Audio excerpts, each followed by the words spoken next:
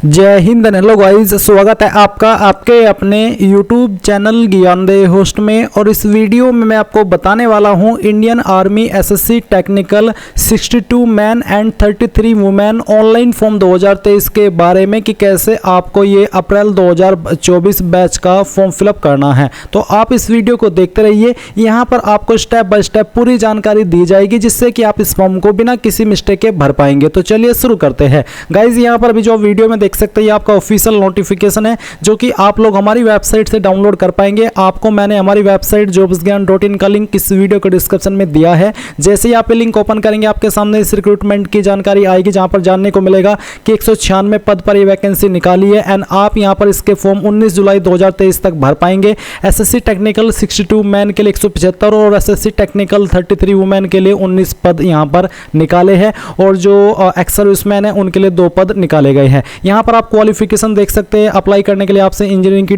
Degree मांगी है और इसमें फाइनल ईयर वाले कैंडिडेट भी अप्लाई कर सकते हैं। एंड कौन से स्ट्रीम के अंदर क्या क्वालिफिकेशन एग्जैक्टली मांगी है उसकी जानकारी आपको दी गई है। आप सेम सभी जानकारी यहाँ से चेक कर लेंगे। ये जानकारी चेक करने के बाद में आप यहाँ पर इसमें अप्लाई करने के लिए अप्लाई ऑनलाइन लिंक इसके ऊपर क्लिक करेंगे। इस पर क्लिक करने के बाद में आपके सामने इंडियन आर्मी की ऑफिशियल वेबसाइट आ जाएगी। आप यहाँ पर भी ऑफिशियल नोटिफिकेशन देख सकते हैं। Short service commission technical man 62 और वुमेन 33। आप यहाँ से इसके ऊपर क्लिक करके इस नोटिफिकेशन को डाउनलोड कर सकते हैं एंड ऑफिशियल नोटिफिकेशन से और भी डिटेल में आप यहाँ पर आपकी बाकी की जानकारी जो यहाँ पर रह गई है उसके बारे में जानकारी ले सकते हैं। ये सभी जानकारी चेक करने के बाद में अब आपको इसमें अप्लाई करना है। तो अप्लाई करने के लिए आपको क्या करना है, आप यहाँ पर ऑफिशियल सिलेक्शन के सामने चेक एलिजिबिलिटी इसके ऊपर क्लिक करेंगे। इसके ऊपर क्लिक करने के बाद में जो भी आपकी डेट ऑफ बर्थ है वो आपको सिलेक्ट करनी है। पहले डे, इसके बाद में पहले आपको आपका ईयर सेलेक्ट करना है, फिर यहाँ से मंथ और उसके बाद में डे। देन गाइस जो आपका जेंडर है वो आप सिलेक्ट कर लेंगे। क्वालिफिकेशन आपकी क्या है, इसमें अप्लाई करने के लिए आपसे यहाँ पर जो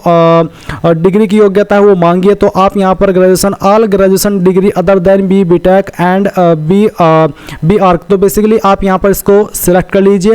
एंड इसके बाद में यहाँ पर आप बताएंगे कि आपने पास कर लिया या फिर आप फाइनल ईयर के अंदर है। पास कर चुके तो आप पास के ऊपर क्लिक करेंगे। मैरिटल स्टेटस आपको बताना है कि अनमैरिड है या फिर आपका इनमें से कोई अन्य स्टेटस है। अगर आप अनमैरिड है तो आप अनमैरिड सेलेक्ट कर लेंगे। इसके बाद आपको चेक एलिजिबिलिटी इसके ऊपर क्लिक करना है। नाउ गाइज मैं आपको बताना चाहूँगा एसके बुक्स रीजनिंग के बारे में जो कि हिंदी और इंग्लिश दोनों के अंदर अवेलेबल है। और इस बुक को पब्लिश किया गया है Shri Krishnan publisher private limited जो कि इंडिया की one of biggest book publication company है जिसके द्वारा बेहतरीन बुक पब्लिश की जाती है जहां पर आपको सभी जानकारी बहुत ही अच्छे से दी जाती है। एंड अगर मेनली बात करें इस बुक की तो इस बुक के अंदर आपको क्या क्या देखने को मिलेगा वो आप लोग जान लीजिए। इसमें आपको वर्बल, नॉन वर्बल और लॉजिक का कंप्लीट और कॉम्प्रिहेंसिव कलेक्शन मिलेगा। साथ ही आपको टॉपिक वाइज प्रत्येक पॉइंट का इजी एक्सप्लेनेशन भी इस बुक के अंदर मिलेगा। इसके अलावा based on new competitive exam pattern यानी कि पूरे न्यू कॉम्पिटिटिव एग्जाम पैटर्न के साथ में ये बुक आपको मिलने वाली है। इसी के साथ with shortcut tricks and practice exercise यानी कि शॉर्टकट ट्रिक्स भी इस बुक के अंदर होगी, प्रैक्टिस एक्सरसाइज भी इस बुक के अंदर होगी। तो ये एक आपकी बेस्ट बुक है आपकी रीजनिंग की प्रिपरेशन करने के लिए। चाहे आप किसी भी एग्जाम की रीजनिंग की प्रिपरेशन कर रहे हैं तो आप लोग इस बुक को परचेज कर सकते हैं। बाय करने का लिंक आपको वीडियो के डिस्क्रिप्शन में दिया है, चाहे हिंदी में बाय कर लीजिए या फिर इंग्लिश में। और कोई सवाल डाउट हो तो आप पूछ लीजिएगा। चेक एलिजिबिलिटी के ऊपर क्लिक करने के बाद नीचे आप यहां पर देखोगे कि आपका लिंक एक्टिवेट हो चुका है। तो आपको क्या करना है, आपको इसके सामने अप्लाई के ऊपर क्लिक करना है। अब आपके सामने कुछ इंस्ट्रक्शंस आ जाएंगे। आपको यहां पर नीचे रजिस्ट्रेशन के ऊपर क्लिक करना है। इसके बाद यहां पर आपको इनको स्क्रॉल करते हुए नीचे आकर के कंटिन्यू के ऊपर क्लिक करना है। अब आपके सामने रजिस्ट्रेशन का मेन पेज आ चुका है। तो यहां पर सबसे पहले आपको बताना है कि आपके पास आधार नंबर है, इनरोलमेंट नंबर है या फिर इनमें से कोई नहीं है। तो चलिए मैं यहां से नन सिलेक्ट करता हूं। अब आपको यहां पर अपना नाम 10th की मार्कशीट के अनुसार भरना है। अगर आप आधार नंबर के माध्यम से अप्लाई यानी कि रजिस्ट्रेशन कर रहे हो तो आपका नाम आधार कार्ड के अंदर और 10th की मार्कशीट के अंदर सेम होना चाहिए। इसके बाद दोस्तों यहां पर आपको अपने फादर का नाम एंटर करना है, ये भी 10th की मार्कशीट के अनुसार करना होगा।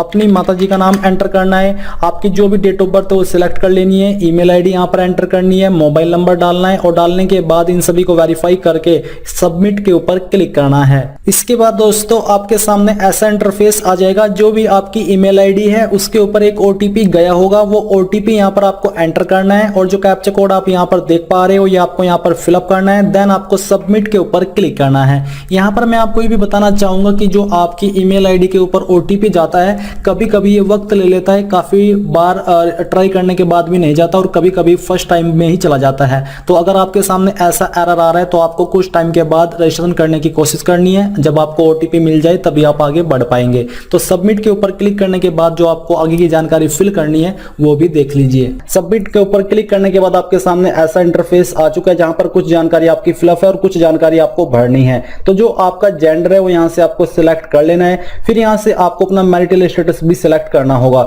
इसको सिलेक्ट करने के बाद आप नीचे देखोगे एजुकेशन डिटेल, तो मैट्रिकुलेशन बोर्ड आपका कौन सा था, CBSE, SSC या फिर अदर या स्टेट बोर्ड, तो वो आपको सिलेक्ट कर लेना है। जैसे कि मैंने स्टेट बोर्ड सिलेक्ट किया, फिर यहां से मैं उत्तर प्रदेश चूज कर लेता हूं।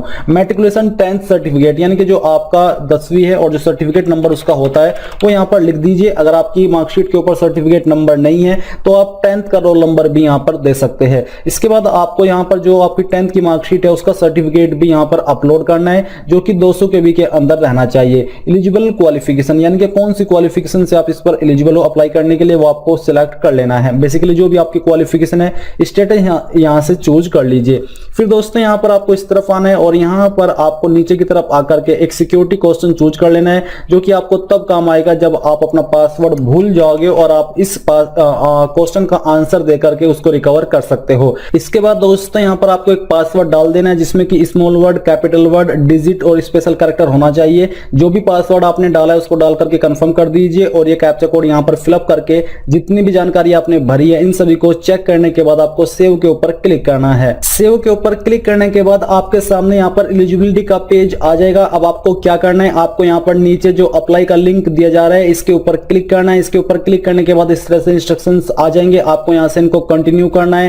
कंटिन्यू करने के बाद यहां पर आपको अपना फोटो और सिग्नेचर अपलोड करना है। साथ ही नेशनलिटी में आपको यहां से इंडियन सेलेक्ट कर लेना है। फिर जो आपका फोटो है उसका साइज 5 से 20 KB के बीच में होना चाहिए। तो जहां पर भी आपका फोटो है वो आपको यहां से इस प्रकार से सिलेक्ट कर लेना है और सिलेक्ट करने के बाद यहां पर उसको इस तरह से ओपन कर देना है, तो यहां पर आ जाएगा। अब आपको सिग्नेचर अपलोड करना है। सिग्नेचर का साइज आपका 5 से 10 KB के बीच में होना चाहिए। तो जहां पर भी आपका सिग्नेचर है उसको आपको यहां से सिलेक्ट करके अपलोड कर देना है। तो चलिए इसको सिलेक्ट करके हम यहां से ओपन कर लेते हैं। तो ये सिग्नेचर आ चुका है। अब आपको सेव एंड कंटिन्यू के ऊपर क्लिक करना है, तो ये जानकारी आपकी सेव हो जाएगी। अब आती है कम्युनिकेशन डिटेल यानी कि एड्रेस की जानकारी। तो जो भी आपका एड्रेस है वो यहां पर आपको आपकी ID के अकॉर्डिंग फिलअप कर देना है। कंप्लीट एड्रेस यहां पर आपको सिटी और या फिर विलेज का नाम आपको लिख देना है। स्टेट यहां से आपको अपनी सिलेक्ट कर लेनी है। डिस्ट्रिक्ट आपकी जो भी है उस स्टेट के अंदर वो सिलेक्ट कर लेनी है। आपके पोस्ट ऑफिस का पिन कोड यहां पर आपको एंटर कर देना है। अगर आपका परमानेंट और प्रेजेंट एड्रेस सेम है तो यहां पर टिक कर दीजिए। टिक करने के बाद नीचे आपको सेव एंड कंटिन्यू के ऊपर क्लिक करना है। अब आती है एजुकेशन डिटेल। तो यहां पर टाइप ऑफ स्कूल आपको सिलेक्ट कर लेना है। इनमें से अगर कोई है तो चूज कर लीजिए, नहीं तो अदर्स के ऊपर क्लिक कर दीजिए। इसके बाद दोस्तों यहां पर आपका है रोल नंबर ऑफ 10+2 यानी कि 12th का या फिर डिप्लोमा का जो रोल नंबर है वो यहां पर आपको लिखना होगा। ये लिखने के बाद नीचे आता है अदर। तो आपको यहां पर अदर स्कूल जो बेसिकली आपने सिलेक्ट किया उसका नाम आपको एंटर करना है। तो चलिए हम यहां से इसको एंटर कर देते हैं। ये करने के बाद यहां से दोस्तों नीचे आपको एक और ऑप्शन देखने को मिलेगा जो कि है वेदर डिप्लोमा होल्डर और नोट। क्या आप डिप्लोमा होल्डर है? अगर है तो यस कीजिए, नहीं तो आपको नो ही रहने देना है। इसके बाद दोस्तों यहां पर अगर आप यस करते हो तो आपको जो परसेंटेज मार्क्स है जो कि आपने 12th या फिर डिप्लोमा के अंदर प्राप्त किए थे वो यहां पर आपको लिखने हैं। बेसिकली यहां पर मैं ये लिख देता हूं क्योंकि मैंने 12th की जानकारी दी है कि कितनी परसेंटेज आपकी थी वो आपको बतानी है। मेन इंजीनियरिंग स्ट्रीम यानी कि जो आपका इंजीनियरिंग का मेन स्ट्रीम है वो कौन सा है वो आपको सिलेक्ट कर लेना है। इसको सिलेक्ट करने के बाद नोटिफाइड इक्विवेलेंट स्ट्रीम, क्या आपका कोई नोटिफाइड इक्विवेलेंट स्ट्रीम है वो यहां से आपको सिलेक्ट कर लेना है। तो चलिए हम इसको सिलेक्ट कर लेते हैं जो कि हमारा नोटिफाइड है।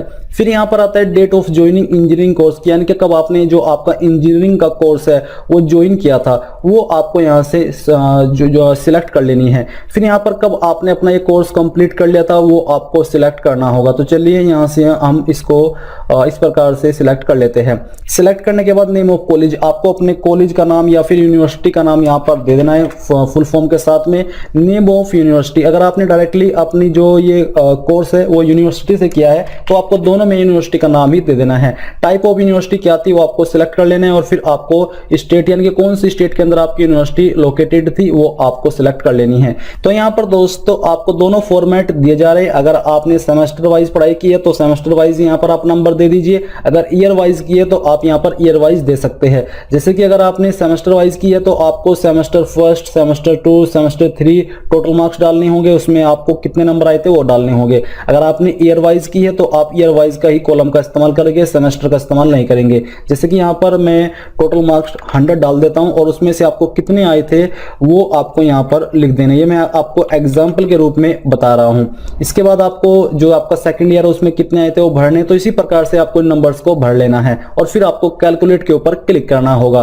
कैलकुलेट करने के बाद आप देखोगे कि आपके यहाँ पर परसेंटेज और cumulative of percentage marks scored वो आ चुके हैं। अब आपको यहाँ पर सेव एंड कंटिन्यू के ऊपर क्लिक करना है। इसके ऊपर क्लिक करने के बाद एसएसबी की कुछ जानकारी है, अगर आपने एसएसबी का कुछ आपके पास डिटेल्स है तो आपको यस करना है, नहीं तो आपको सिंपली नो कर देना है अगर आपने एसएसबी के अंदर पार्टिसिपेट नहीं किया है। अगर आपने किया है तो यहाँ पर आपको जो आपका एंट्री है वो सिलेक्ट करना होगा, लोकेशन चूज करनी होगी और जो आपका ईयर एंड मंथ है वो आपको सिलेक्ट करना होगा। मैं यहाँ पर नो कर देता हूँ क्योंकि आप फ्रेशर है तो आप यहाँ पर नो कर दीजिए एंड सेव एंड कंटिन्यू के ऊपर क्लिक कर दीजिए। अब आपके सामने आपके फॉर्म का प्रीव्यू आ चुका है जहां पर आपके द्वारा भरी गई सभी जानकारी को आप वन लास्ट टाइम कंफर्म कर सकते हो और यहाँ पर टिक कर दी के आपको सबमिट के ऊपर क्लिक करना है। आपको बोला जा रहा है कि download button will appear below this page 30 minutes after closing of online application, यानी कि जब ये ऑनलाइन एप्लीकेशन क्लोजिंग होगी उसके 30 मिनट पहले 30 मिनट बाद आपको यहाँ पर जो आपके फॉर्म का पीडीएफ है वो डाउनलोड करने का लिंक मिल जाएगा